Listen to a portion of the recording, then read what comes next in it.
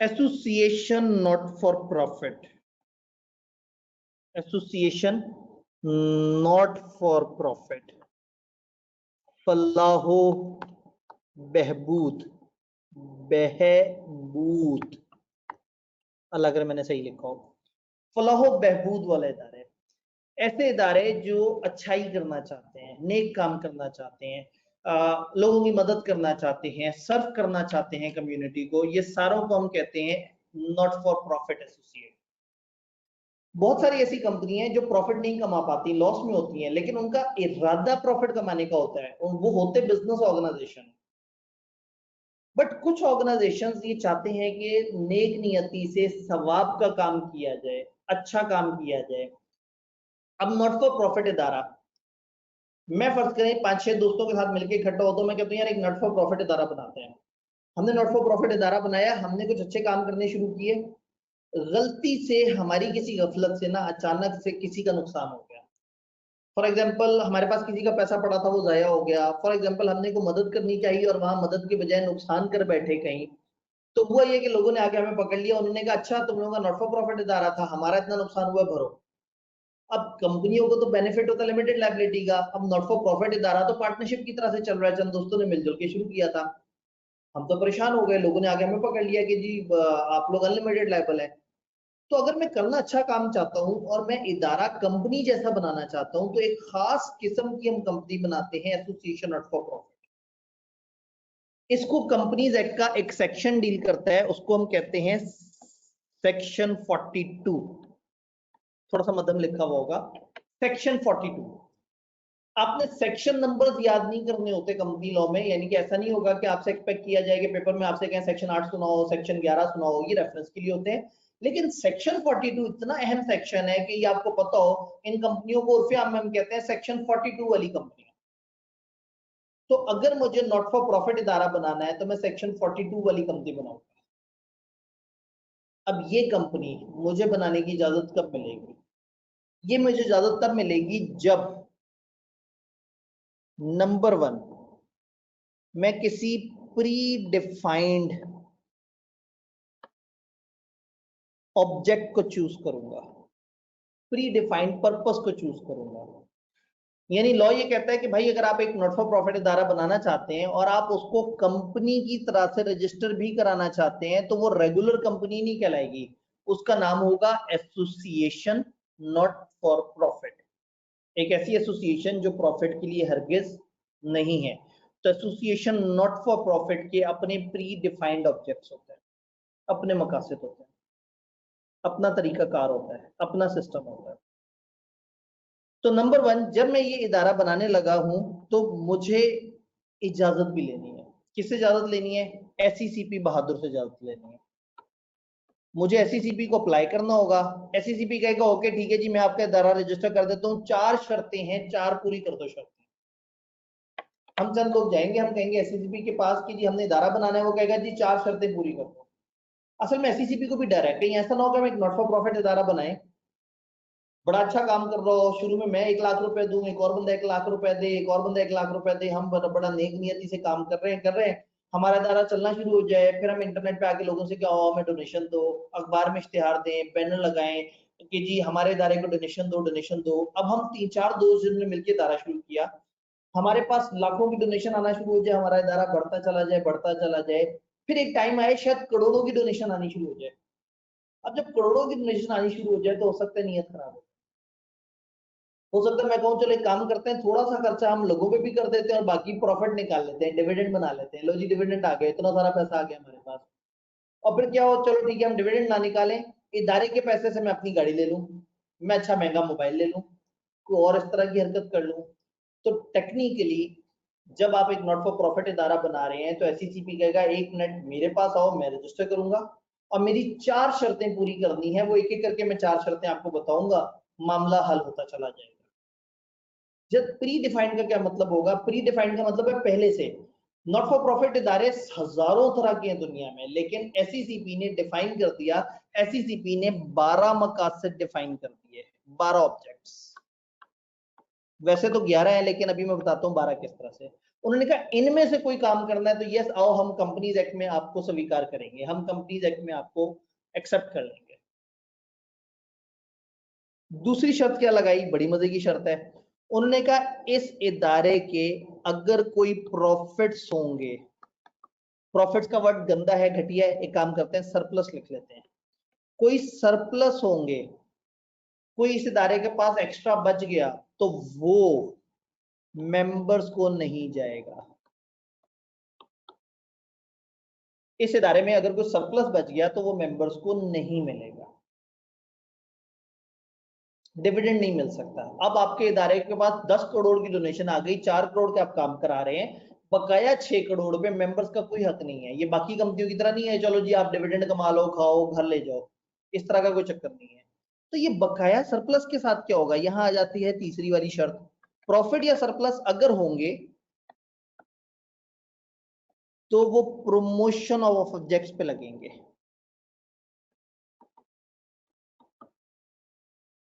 आप अपने ऑब्जेक्ट्स की प्रमोशन में, अपने ऑब्जेक्ट्स की तशहीर में, अपने ऑब्जेक्ट्स को बढ़ाने में 10 करोड़ आ गया, 4 करोड़ लगा, 6 करोड़ बच गया, इस 6 करोड़ को इदारे में लगाएं, इदारे को मजीद ग्रो करें, मजीद काम शुरू कर दें, मजीद उसकी प्रमोशन करें, मजीद उसके लिए खर्चा करें, मजीद उसके मकासद को ग्रो करने की कोशिश करें। मेंबर घर नहीं ले जा सकते, मेंबर ना खुद इसमें डिविडेंड लेंगे ना उनका कोई फैमिली मेंबर, इवन मेंबर यहाँ पे डायरेक्टर भी बन जाएंगे तो उनको सैलरी नहीं मिलेगी, उनका मेंबर्स का कोई फैमिली मेंबर भी आ जाएगा उसको भी सैलरी नहीं मिलेगी। मेंबर्स को किसी भी तरीके से इस इदारे से पैसे नहीं मिलेंगे, इस इदारे से उन्हें एक ही चीज मिलेगी जिसके लिए वो इदारा बनाया था। ये इदारा किस लिए बनाया था, क्या कमाने के लिए, वो चीज कमाएंगे वो। तो जब शुरू में अच्छी नीयत थी तो बाद में क्यों नीयत खराब करनी है। तो वो कहना ये चाह रहे हैं कि अगर आपने एक इदारा सवाब के लिए बनाया है, नेक नियति से बनाया है, तो खबरदार उसके प्रॉफिट पे मत नजरें रखो। जैसे आईकैप है, सुन के हैरत होगी आपको, आईकैप भी एक नॉट फॉर प्रॉफिट इदारा है। इसलिए अगर आप आईकैप के अकाउंट देखेंगे तो आपको प्रॉफिट जैसा घटिया लफ्ज नजर नहीं आएगा, सरप्लस नजर आएगा।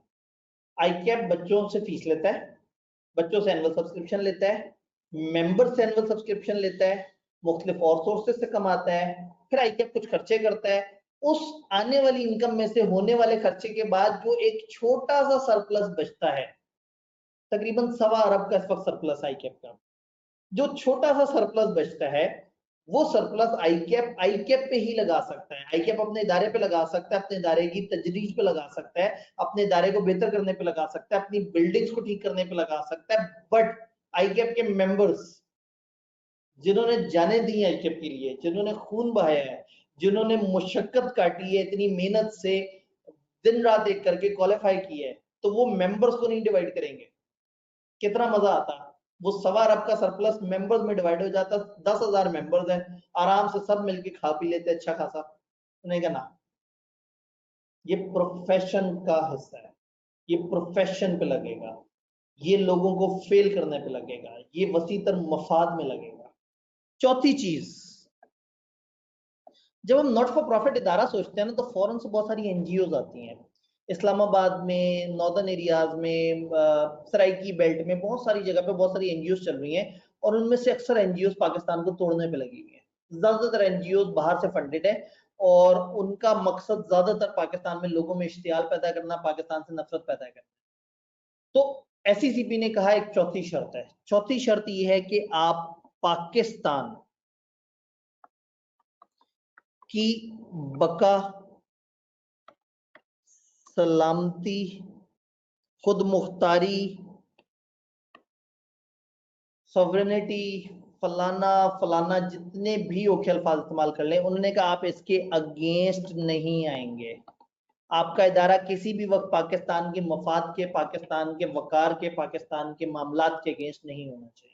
तो एसोसिएशन नॉट फॉर प्रॉफिट एक एनजीओ की रजिस्टर्ड फॉर्म है जो कि कंपनी लॉ में रजिस्टर हो गई है। तो ये 4 शर्तें आपने माननी है, आपने एससीसीपी को अप्लाई कर देना है। एससीसीपी को जब आप अप्लाई करेंगे तो एससीसीपी आपको दे देगा एक अदद लाइसेंस और वो कहेगा जा सिमरन जी ले जिंदगी, आपको लाइसेंस मिला, आप जो मर्जी करें। जो मर्जी से मुराद है वो करें जो आपने प्री डिफाइंड ऑब्जेक्ट बताया था कि मेरा ये मकसद हो। 4 शर्तें समझ आई। अब देखते हैं किताब की अंग्रेजी हमें क्या बता रही है। किताब ने कहा कि अगर आप section 42 association not for profit register करवा रहे हैं। अच्छा, मजे की बात है, मैं किताब पढ़ाते हुए, मैं टॉपिक पढ़ाते हुए ज्यादातर जगह सेक्शन नहीं लिखता, लेकिन यहाँ जब आता है तो मैं एक्सप्लेन करता हूँ कि सेक्शंस आपको याद रखने जरूरी नहीं है, बट नॉट फॉर प्रॉफिट का ये सेक्शन बड़ा मशहूर है, ये आपको जहन में होना चाहिए। तो आपने सेक्शन नंबर वगैरह याद नहीं रखने, लेकिन एक आध जगह पे मैं आपको बताऊंगा, ये बड़ा मशहूर सेक्शन है, वो याद रख लीजिएगा। तो सेक्शन 42 जहन में होना चाहिए, association not for profit. SCCP license देगा फॉलोइंग कंडीशंस अगर मीट हो जाती हैं। ये फॉलोइंग कंडीशन क्या है? Number 1, any of the following purpose. याद है कोई एक प्री डिफाइंड ऑब्जेक्ट उठाना होगा, उन्होंने कहा अगर आपने कॉमर्स को प्रमोट करना है, रिलीजन को, रिसर्च को, सोशल वेलफेयर को, आर्ट्स को, हेल्थ को, स्पोर्ट्स को, चैरिटी को, साइंस को, एजुकेशन को, या प्रोटेक्शन ऑफ एनवायरनमेंट, इन 11 में से कोई भी काम आपने चूज करना हो आप चूज कर सकते हैं। और 12वें को देख के मेरा खून खोल जाता है, एनी अदर यूजफुल ऑब्जेक्ट। भाईजान जब कोई भी ऑब्जेक्ट अलाउ करना था तो पीछे 11 की लिस्ट क्यों दी? क्यों हमारे मासूम से बच्चों को जो है वो आपने रट्टे पे लगा दिया? ऊपर से आई के बहादुर एमसीक्यू में अचानक से पूछ ले, बताओ इन 4 में से कौन सा वो है जो उस लिस्ट में नहीं है? तो ये थोड़ा सा जुल्म है इनका, लेकिन बहरहाल अब क्या करें। मतलब जब क्या होता है, जब महबूब जालिम होता है तो फिर मतलब थोड़ा सा जुल्म तो सहना पड़ता है। तो जब मोहब्बत की है तो फिर दुख तो होगा। जब सीए करना है तो फिर उसकी दुश्वारियां भी तो झेलनी है। तो ठीक है, पहली शर्त क्या हुई? 12 तरह के मकासद हैं, इनमें से कोई एक मकसद होगा तो इजाजत मिलेगी। 11 तरह के मकासद और एक उन्होंने कहा कोई और यूजफुल काम। तो एससीसीपी उस वक्त देखिएगा कि जो आप करने जा रहे हैं क्या वो यूजफुल काम की डेफिनेशन में आता है या नहीं आता। यानी अगर आप कॉमर्स को प्रमोट करना चाहते हैं, फॉर एग्जांपल मुल्क में अकाउंटिंग के प्रोफेशन को आप लेके चलना चाहते हैं, रिलीजन पे बात करना चाहते हैं, आप रिसर्च का इदारा बनाना चाहते हैं, आप सोशल वेलफेयर सोसाइटी के लिए करना चाहते हैं, आप आर्ट्स को प्रमोट करना चाहते हैं, फनून लतीफा को प्रमोट करना चाहते हैं, हेल्थ पे काम कर रहे हैं, इन्होंने कुछ मकासद बता दिए, ब्रॉड मकासद। उन्होंने कहा ये 11 मकासद हो तो लाइसेंस मिल जाएगा, और अगर कोई और यूजफुल हो तो एससीसीपी देख लेगा कि लाइसेंस मिलने की जरूरत है या नहीं। तो इन इन 12 में से कोई एक मकसद होना चाहिए, इनमें से कोई एक मकसद होना चाहिए। नंबर 2, अगर कोई प्रॉफिट्स होंगे तो अपने ऑब्जेक्ट्स की प्रमोशन में लगाएंगे, अभी हमने डिस्कस किया था। नंबर 3, किसी भी किस्म का डिविडेंड देने से रोकेंगे, ये किसी भी किस्म का डिविडेंड, किसी भी किस्म का शेयर, किसी भी किस्म का कोई भी बेनिफिट अपने मेंबर्स को नहीं देंगे।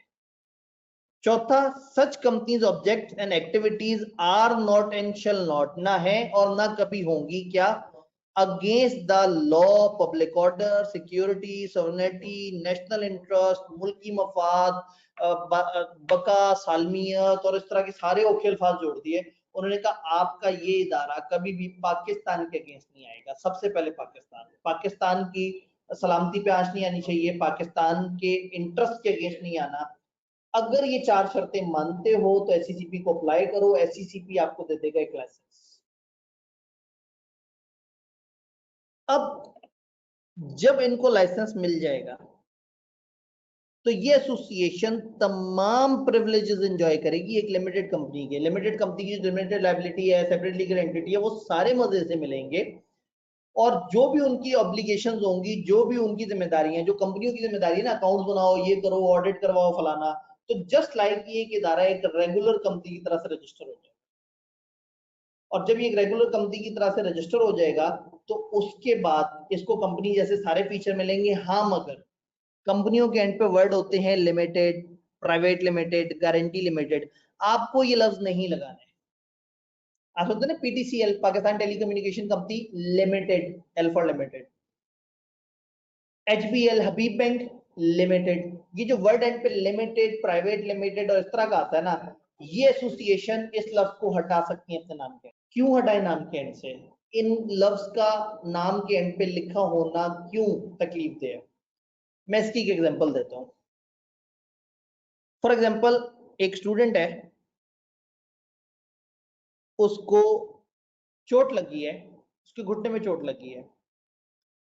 उसने ये देखा कि सामने 2 हॉस्पिटल हैं, उनमें से किसी एक हॉस्पिटल में जाऊं, घुटने की पट्टी वगैरह करवाऊं, दवाई लूं और चला जाऊं। उन हॉस्पिटल का उसने नाम देखा, एक हॉस्पिटल का नाम था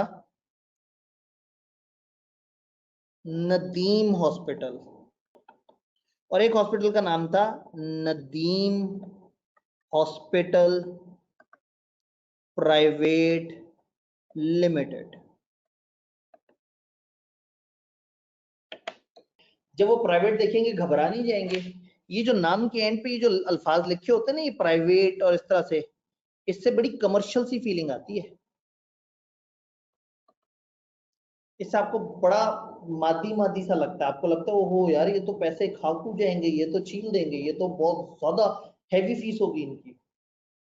अब समझ आया कि इन इदारों को क्यों इजाजत है कि आप अपने नाम के एंड से ये वर्ड्स हटा दें। Private limited, limited, guarantee limited, ये कंपनी बिल्कुल लिमिटेड कंपनियों की तरह है, बस इसको एक्सेप्ट इसको ये जो एंडिंग वर्ड्स लिखने की आजादी है, वो जो बाकियों पे ऑब्लिगेशन है कि आपने एंड पे ही वर्ड लिखने हैं, इस पे ऐसी कोई लिमिटेशन नहीं है, ये वो एंड वाले वर्ड के बगैर भी काम चले। ये आपको जो लाइसेंस मिला है ये कभी भी रिवोक हो सकता है। अगर आप कुछ गड़बड़ करेंगे तो ये लाइसेंस रिवोक हो सकता है। लेकिन ऐसा नहीं है कि अचानक से एससीसीबी ने आपको कहा जाओ आपका लाइसेंस कैंसिल। आपको एक अपॉर्चुनिटी ऑफ बीइंग हर्ड मिलेगी, आपको सुनवाई का मौका दिया जाएगा, आपको वो नोटिस देंगे और कहेंगे बताओ क्या मसला है। और जब साबित हो जाएगा कि वाकई आप गड़बड़ पे हैं तो फिर आपसे कहेंगे जाओ अब आपका लाइसेंस कैंसिल है, मनसूख है।